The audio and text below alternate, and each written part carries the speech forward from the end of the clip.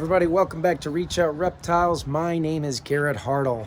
I am hanging out on this beautiful day with the super weirdly colored, I don't know if that sun is picking that up or not, Zombie Snow. So named because he looked like the deepest bruise I ever got when I was like kicked by a horse in the stomach. It was crazy. Just looks like necrotic flesh. So he's all grown up. More on this guy later. Stay tuned if you want to see some of that. But you know, with those of us that keep animals, we like our animals. It's fun to watch them do their different natural behaviors. It's cool if you've got a shop with some like plants and areas to hang out. Obviously, we've got Karma in her big cage over there. She loves, that's our big retic. She loves climbing up on these beams, these rafters, and I love watching them. I'm sure you do too. So here's my thought, and if you watch the snake discovery build-off, you probably are familiar with this thought. Where you at, Karma? Oh, she's hanging out in her hide right now. Can you guys see her in there? No, you can't, but she's in there. My thought was, what if we had a way to set ourselves up to maximize the interactions that we had? So we took apart our cage at the snake discovery build-off, and we built a little exclosure. That inspired me to build another exclosure of my own. Hadley's working on it right now. What's going on, Hadley? You got misters going? Oh yeah, check this out. So this one is actually for chameleons specifically. We got a little shower area here. You can see the walls are covered up here in polywall up to this area. So he's got a little shower. Oh, come here, Olaf. You don't. He's shy. He wants his own space. Oh, this would be an amazing playground for retics for sure. Okay, so we've got his shower area that drops down, and this is where we feed him from too, right? Yeah, and look, he's starting to check it yeah. out. Yeah, he's up there. Here, can I steal your ladder? I'm just kicking everybody out of the way. Hanging out with your animals, though, is one of the great pleasures of animal keeping.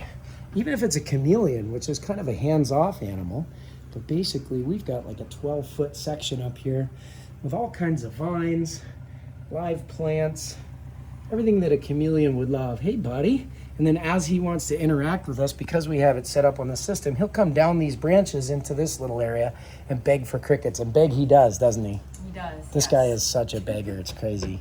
He's got his UV lights, the plant grow bulbs, everything else is up there. And no walls at all. So he can actually live up there full time, which is, I think, fantastic. But even if you can't have them go on full time, you could do something like what we have on in the studio over here. So this is a playground wall that I hang out with my guys on Patreon after every one of these videos. And we're going to do that tonight as well. And if you're watching this on a Wednesday, you should join Patreon so that you can come. We turn on some studio lights. We've got a literal mini replica of one of the playgrounds we have downstairs. And then we have our playground set up here. Now we actually have this thing a little bit stripped down and basic because we're playing with the TV up there. But the animals are basically living their lives with us. You can see some parts that we have down here. We got a black box enclosure that we're going to pull apart and put together up here pretty soon. It's pretty cool. The animals, though, they get so much mental enrichment from this. It's not just about having different surfaces, like these challenging to grab on smooth pipes or these easier to climb wrapped pipes. The hemp mats, the wire cages that they can go through, the tall, smooth areas. It's not just about that.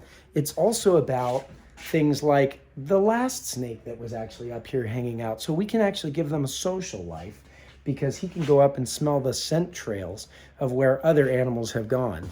So as you can see, we've got a couch. This is kind of like our studio living room. And then we've got about 12 foot of space going this way and another 4 feet coming out that way for these guys to hang out and play with as they're able. This allows us to get up and experience a lot of like choice-based handling with the animals. So we can actually offer them treats. Reptilinks are a great small little snack for animals like Olaf that we can require for him to do specific behaviors. He can get away. A lot of them love to perch up top, just relax and hide.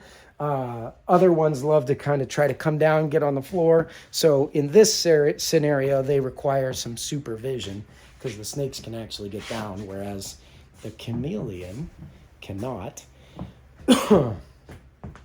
But I just thought it would be fun to hang out with you guys today and ask you this question.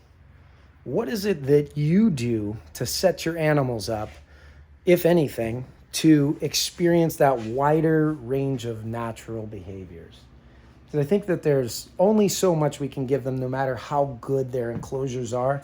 And if we're keeping these animals in our homes, in captivity, I think the best thing that we can be doing is in our activity. I think the best thing that we can do is to actually include them in the parts of our daily lives that we have.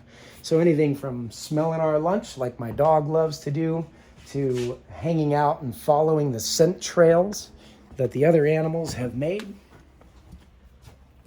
exploring new boundaries, and finding new places to hang out. Whatever it is that they want to do, it's fun for me as a keeper to figure out what that's going to be given the environment I provide them. So, just a thought for the day. What kind of environment are you providing them? Let me know in the comment below, and we'll catch you next week.